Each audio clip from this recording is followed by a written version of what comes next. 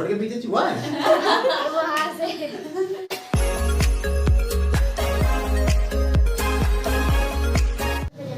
Line है। उसके बाद इंग्लिश सीखने के लिए अपने दोस्तों के साथ बैंक के सामने कोचिंग की छत से कूदने की कोशिश करो। पहली बात तो ऐसी लाइंस होती नहीं है। हाँ, करो कौन ऐसी लाइंस कभी भी नहीं होती है। तो जबरदस्ती तुम लोगों को परेशान करने के लिए ऐसी लाइन बनाई जा रही है, जहां पर बहुत सारे वर्ड्स आएंगे, जहां पर बहुत सारे वर्ड्स की अलग अलग एक्सप्लेनेशंस आएंगी।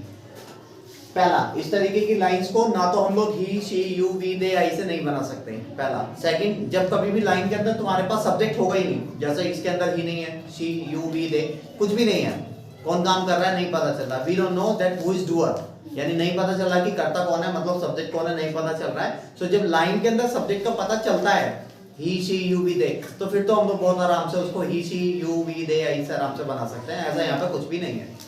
दूसरा, जब लाइन के अंदर सब्जेक्ट नहीं होता तो हम लोग चार टॉपिक को यूज कर सकते हैं, it, there, infinitive and gerund. It का यूज हम लोग इसलिए नहीं कर सकते क्योंकि डे, टाइम इस तरीके की कोई भी बातें नहीं गई, इट खत्म। देयर का यूज इसलिए नहीं कर सकते क्योंकि किसी जगह को वो रिप्रेजेंट नहीं कर रहा है, इनडायरेक्टली सब्जेक्ट उसके अंदर यूज नहीं हो रहा, इसलिए वहां पर देयर का भी यूज नहीं हो सकता।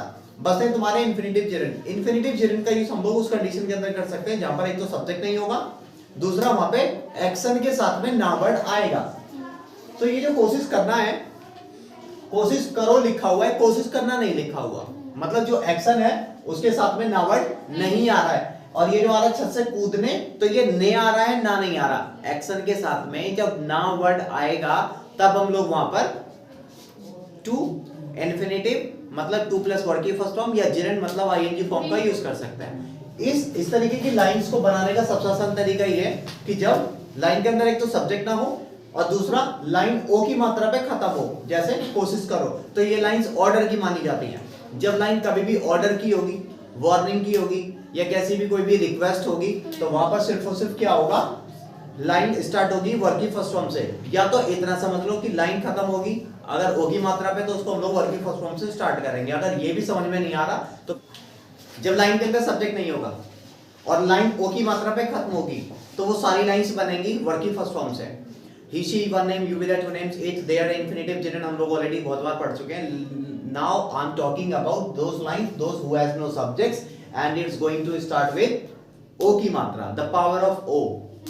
सो वहां पर हम लोग वर्ग की फर्स्ट फॉर्म से स्टार्ट करेंगे। अगर इतनी बात समझ में आ जाती है तो ठीक है, अगर नहीं आती है समझ में, तो मैं तुम लोगों को सबसे पहले फर्स्ट डे के अंदर एक बात बताई थी कि भाई पहले सब्जेक्ट लगाओ फिर फॉर्म नंबर लगाओ। सब्जेक्ट इसके अंदर है नहीं, छोड़ दो, पीछे से स्टार्ट कर लो। तो पहले मैं इन वर्ड्स की मीनिंग्स लिख लेता हूं, फिर उसको हम लोग पीछे से स्टार्ट कर लेंगे। उसके बाद आफ्टर दैट इंग्लिश, और इंग्लिश सीखने को लर्न, उसके लिए को टू या 4 मर्जी है। अगर 4 लगाते हो तो 4 के बाद लर्निंग कर देना, और अगर 2 लगाते हो तो 2 के बाद में वर्क की फर्स्ट फॉर्म, तो 2 के बाद वर्क की फर्स्ट फॉर्म आएगी, और अगर 2 की जगह 4 लगाते हो तो 4 के बाद में आईएनजी फॉर्म आएगी। इन्फिनिटिव है, ये जेरंड है। अपने दोस्त, हर फ्रेंड्स या देयर फ्रेंड्स या your friends, it's up to you, के साथ, विद, बैंक के सामने, बैंक को बैंक के सामने को बिफोर भी बोल सकते हो और इन द फ्रंट ऑफ भी बोल सकते हो। कोचिंग, कोचिंग को कोचिंग ही बोलेंगे, काकी को ऑफ बोलेंगे, छत को रूफ बोलेंगे, से को फ्रॉम बोलेंगे, कूदने को जंप बोलेंगे, और टू जो कनेक्टर्स होते हैं वो टू का काम करते हैं, और कोशिश करने को ट्राई बोलते हैं। दूसरा, मैं दोबारा से बता दूं कि इस तरीके की लाइंस कभी भी आती नहीं है, ये बस ऐसे ही तुम लोगों को परेशान करने के लिए, तुम लोग की कैपेसिटी को चेक करने के लिए इस तरीके की लाइंस बनाई गई कि तुम लोग लाइन की स्टार्टिंग कैसे करोगे। क्योंकि आज तक हम लोग जितनी भी लाइंस बना रहे थे सभी के अंदर पहले he, she, you, we, they, it, infinitive, gerund का हम लोग यूज कर रहे थे। ये वो लाइंस है जिसके अंदर ना तो ही, शी मिल रहा है और ना ही इन्फिनिटिव, जेरंड मिल रहा है। तो कुछ वो लाइंस जो मैंने अभी बात बताई थी, वहां पर हम लोग लाइन की स्टार्टिंग करेंगे पीछे से, क्योंकि यहाँ पर हमारे पास सब्जेक्ट नहीं है।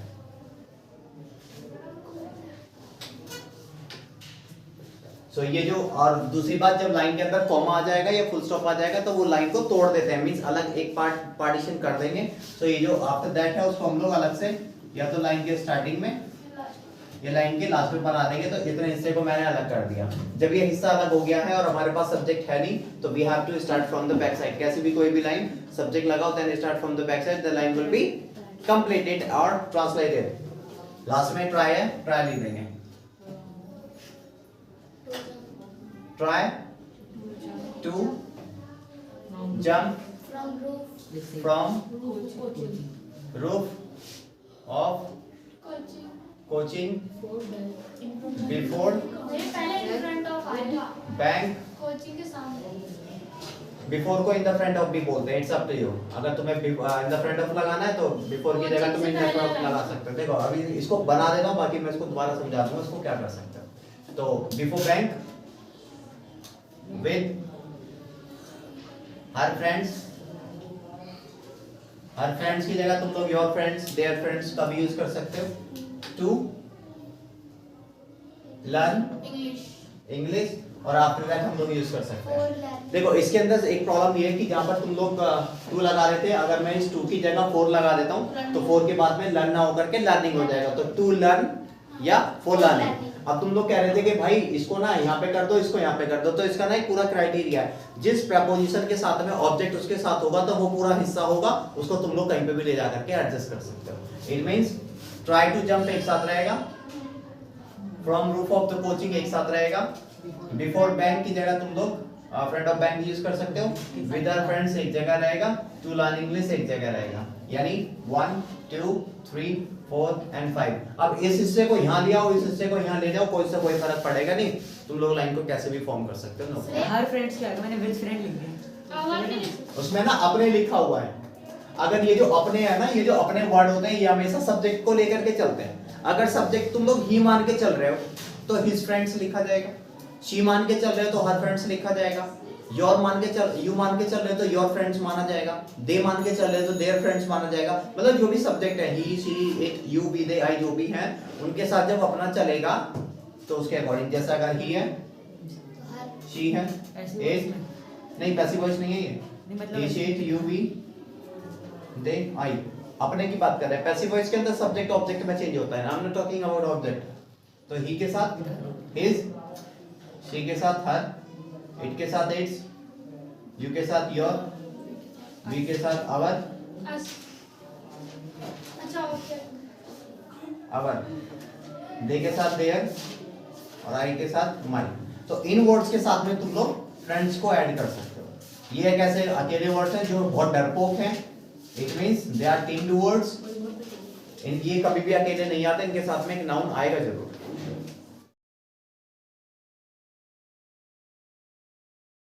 मैं तुम लोगों को लाइन दूंगा, उस लाइंस को लिखने के साथ साथ में तुम लोग की मैं उन वर्ड्स के साथ में, जैसे तुम्हारे एमसीक्यूज आएंगे या फिर एडवांस इंग्लिश ग्रामर के लिए मैं तुम लोग की बहुत सारी परेशानियां बढ़ाऊंगा। तो देखते हैं कि तुम लोगों ने अभी तक क्या सीखा। तो जितना मैंने तुम लोगों को पढ़ा दिया है सारा, वो मैं एक ही क्वेश्चन के अंदर तुम लोगों को देने वाला हूं। Let's see that what do you do.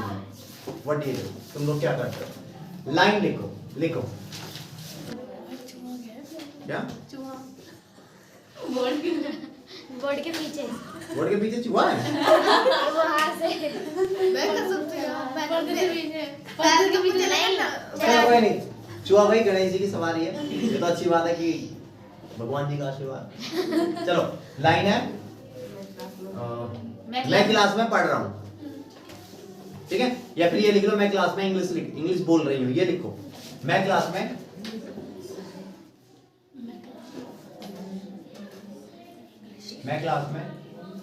English बोल रही हूँ को रहा हूँ कर दो। ठीक, मैं क्लास में इंग्लिश बोल रहा हूँ, ठीक है। अब होती है तुम्हारी प्रॉब्लम से स्टार्ट। मतलब तुम लोगों को करना क्या क्या है इसमें, तुम लोग पहले हर वर्ड्स की एक्सप्लेनेशन दोगे। जैसे मैंने कल तुम लोगों को बताया था कि कौन सा वर्ड क्या क्या है, you have to explain each and every words पहला। उसके बाद तुम लोग करोगे इस लाइन का ट्रांसलेट। ट्रांसलेट जो होगा वो होगा टेंस के अंदर। जब लाइन टेंस में बनेगी तो फिर तुम लोग करोगे नहीं, इसका वॉइस बनाओगे, यानी पैसिव वॉइस बनाओगे। ये जो ट्रांसलेट किया है उसका पैसिव वॉइस, ये जो पैसिव वॉइस बनेगा तो ये जो ट्रांसलेशन था उसका बनेगा टैग, मतलब क्वेश्चन टैग। फिर जो तुम लोगों ने वॉइस बनाया था उसका बनाओगे क्वेश्चन टैग। यहाँ तक बात समझ में आ गई? मतलब हिंदी हो गई, उसकी एक्सप्लेनेशन हो गई कौन कौन से वर्ड्स क्या है। फिर जो हिंदी थी उसकी इंग्लिश बनाओगे, और जो इंग्लिश बनाई है उसका टैग बनाओगे और उसका वॉइस बनाओगे। तो जो टैग, जो ट्रांसलेशन का वॉइस बनाया था उसका फिर तुम लोग टैग बनाओगे, मतलब 2 टैग बनेंगे। एक वॉइस का एक वॉइस का। हाँ, क्लियर? उसके बाद फिर तुम लोग उसको चेंज करोगे मॉडल्स में। मॉडल्स में चेंज करोगे इस वाले इंग्लिश को। मॉडल्स में चेंज होगा, जैसे वहां पर तुम्हारा इजएमआर आ जाएगा, जो भी आएगा जो तुम लोग करने वाले हो उसको तुम लोग चेंज करोगे कैन में। कैन के अंदर चेंज कर देना। कैन में चेंज करने के बाद में यहाँ पे तुम्हारा ट्रांसलेशन आएगा। फिर तुम लोग इसकी वॉइस बनाओगे, इसका टैग बनाओगे, वॉइस का टैग बनाओगे। यहाँ तक कोई डाउट? भैया मॉडल्स नहीं करे हमने। बेटा कैन का काम करना। कैन बस इस लाइन को कैन में बदल लास्ट में हाँ। बोल सकता हूँ। जहाँ पे तुम इजएमआर या आईएनजी लगाने वाले हो वहाँ पे कैन के साथ वर्गी फर्स्ट 56 टॉपिक के अंदर सारी डिटेल ऑलरेडी लिखी हुई है। यहाँ तक कोई डाउट है किसी को तो बताओ। उसके बाद now we are talking about translation हो गया, ये हो गया, वॉइस हो गया, टैग हो गया, खत्म। बस इतना करना। भैया वो मोबाइल के बाद ट्रांसलेट। यहाँ तक क्लियर है? यस भैया। ये जो लाइन तुमने बनाई है उस लाइन की तुम हिंदी में पहले हिंदी में लाइन बनाओगे, फिर सेम इसको तुम लोग ट्रांसलेट करोगे हिंदी में, मतलब इंग्लिश में। यानी ये जो कैन है, कैन की हिंदी बनेगी और यहाँ पे कैन की इंग्लिश बनेगी। तो ये जो कैन की इंग्लिश बनाई है उसका वॉइस और उसी का टैग बोलो। भैया मैं क्लास में इंग्लिश बोल रहा हूँ, इसको सब्जेक्ट और वैसे एक्सप्लेन करना है ना। जैसे मैं, तो मैं क्या क्या हो सकता है, सब्जेक्ट ऐसे हर वर्ड्स को एक्सप्लेन करना है। चलो चेक करें। पहला वर्ड है हमारा मैं। सब्जेक्ट।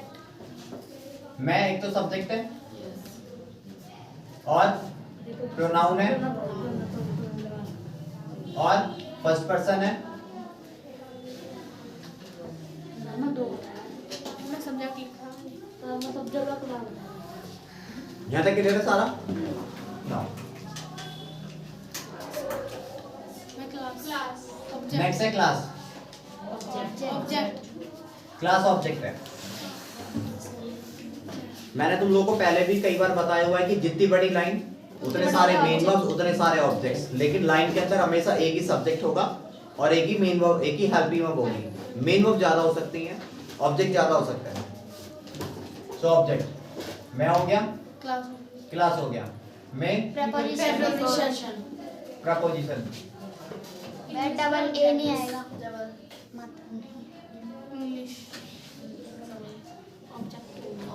English object.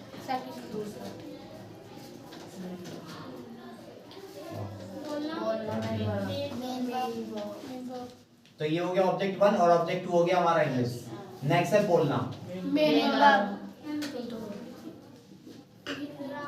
मेन जिस किसी भी वर्ड के लास्ट में, जिस किसी भी एक्शन के साथ में रा रही रहे आ जाएगा तो वहां पर आईएनजी लगेगा। तो ये जो मेन वर्ब है वो तुम्हारी बिफोर बन जाएगी और लास्ट में हूं, यानी जब लाइन रहा है रही है रही पर खत्म होगा तो वो तुम्हारा प्रेजेंट कंटीन्यूअस के अकॉर्डिंग इजएमआर होगा। सो ये जो हूं है वो है तुम्हारा हेल्पिंग वर्ब। एम, मतलब हेल्पिंग वर्ब। Helping verb. यहाँ तक क्लियर है? मिटा दूं यहाँ तक?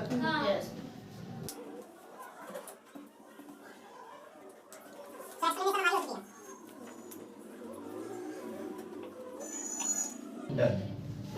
Now we are talking about translation. But let's have a look.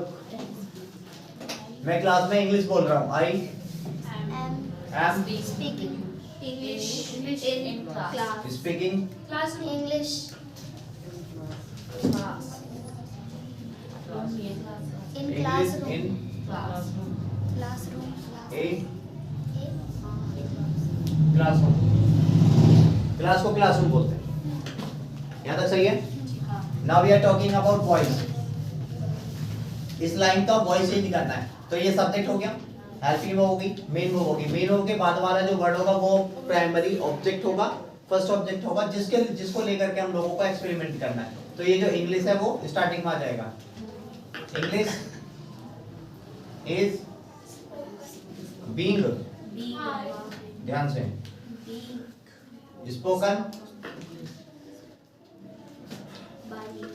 आई को लास्ट में डाला बाय मी में, यानी आई फिनिश कर दिया।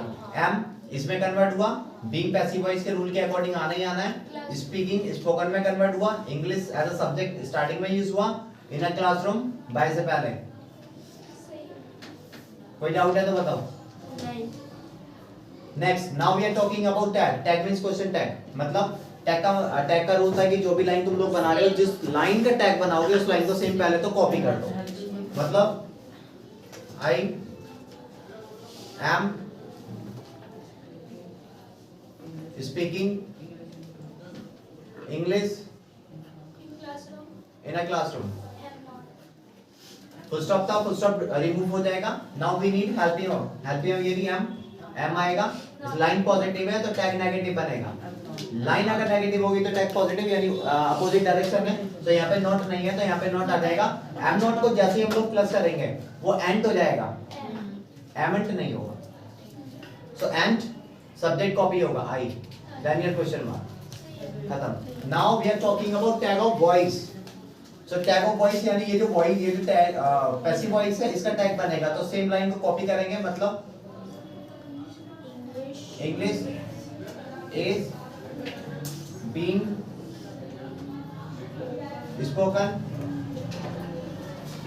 इन अ क्लासरूम बाय मी, यानी सेम लाइन कॉपी हो गई। अब टैग के अकॉर्डिंग रूल क्या है? हेल्पिंग वर्ब इज, नॉट नहीं है, नॉट आ जाएगा। इंग्लिश का जो रिप्लेसिंग प्रोनाउन बनेगा वो इट बनेगा, देन योर क्वेश्चन मार्क। मतलब कोई doubt? Now we are talking about modals. कि हिंदी, मैं इंग्लिश में, मैं क्लास में इंग्लिश बोल सकता हूँ। बोल सकता हूँ। I can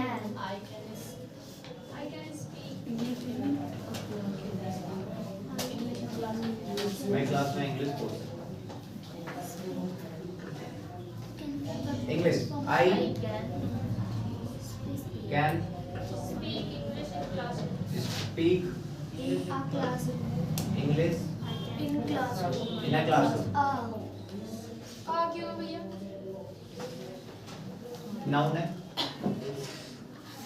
तो नाउन का साउंड कैसे आ रहा है इसलिए ये लगेगा। Now voice, voice of it, मतलब आई वॉइस बना रहे हैं। English English can be spoken, ध्यान से राधिका, थर्ड फॉर्म लगेगी। तो English can be spoken in a classroom by me. Now we are talking about tag. Tag था हमारा इंग्लिश का, मतलब I can speak English in a classroom. Help you can, line positive है, negative बनेगा can I, question mark. अब ये जो तुम्हारा पैसिव वॉइस था, पैसिव वॉइस का टैग बनेगा, सेम लाइन को कॉपी कर दो। मतलब English can be spoken in a classroom by me. Full stop था, फुल स्टॉप को यहाँ से हटा देंगे। Now we need subject helping verb. Helping verb can, तो कैन का कैन आ जाएगा। पॉजिटिव था, नेगेटिव हो गया, इंग्लिश की जगह इट आ जाएगा, क्वेश्चन मार्क, बात खत्म। सही।